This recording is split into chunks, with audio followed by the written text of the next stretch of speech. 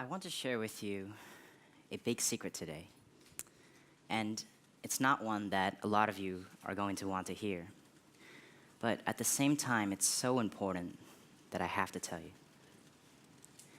And that secret is this. What if I told you that every single day kids go to school, they become less intelligent? Now, how could that be possible? When kids go to school, they learn things, right? And they accumulate more knowledge. So if anything, they should be getting smarter. How could they possibly be getting less intelligent? What am I talking about?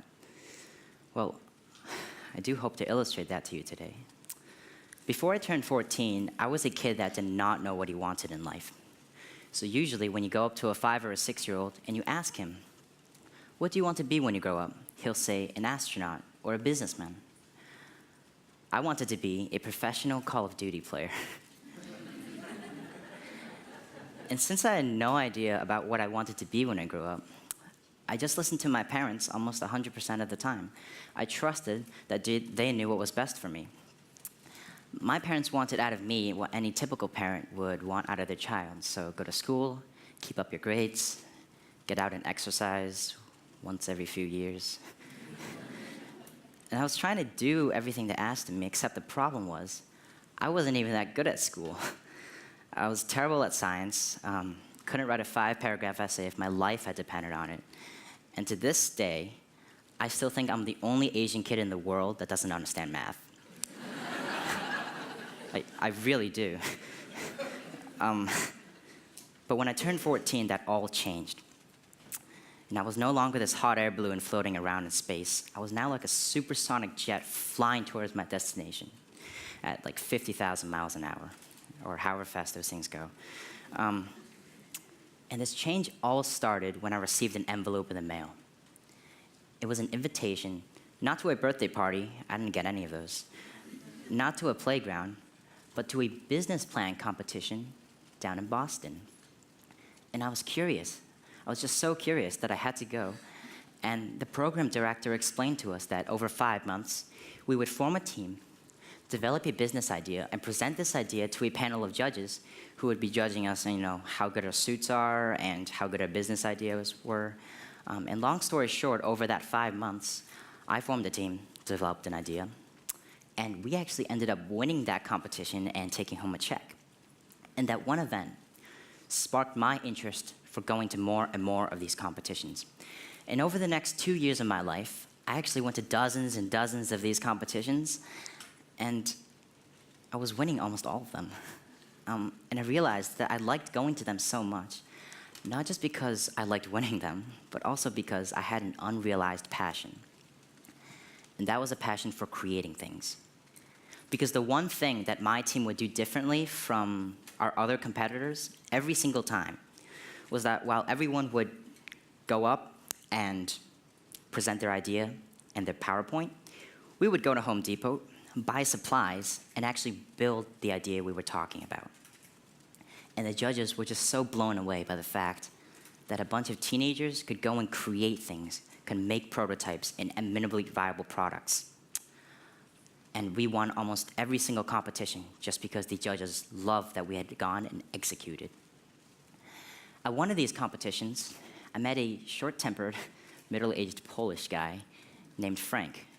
And if he's here today, I better run after this.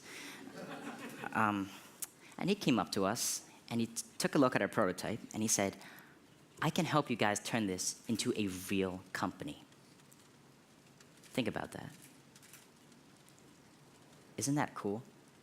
We as 16-year-olds were going out into the world and creating a real hardware technology startup. And at first, we were all like, time to be Steve Jobs, let's go build Apple, dropping out of school now. But we quickly realized, it's not that easy, so don't drop out unless you're really sure you have a good idea. But we realized that the first part to building a great company is to assemble a great team. And as students, we couldn't go to bars to network. We couldn't go to networking events for adults. So we went to our school and set up this little presentation in our auditorium in which we would present our idea and hopefully kids would join our team. And we sent out an invitation to our entire school. And the first thing we noticed is that almost no one showed up. There was almost no interest. And those who did show up spread the rumor around the school. And throughout that week, we were actually mocked. We were made fun of for our ideas and for being wannabe Mark Zuckerbergs. And what's funny is, the next week after, we took the exact same presentation and did it at our elementary school, so to kids who are 5 or 6 years younger. And the response was phenomenal. These kids were throwing their lunch money at us, asking if they could buy our prototype. They were asking for our pre-money evaluation, which I know you guys know from watching Shark Tank, but it was amazing that these kids even knew terms like that existed when they were too young to even probably pronounce some of these words. And that just inspired me so much. And I think this is what our education system has done.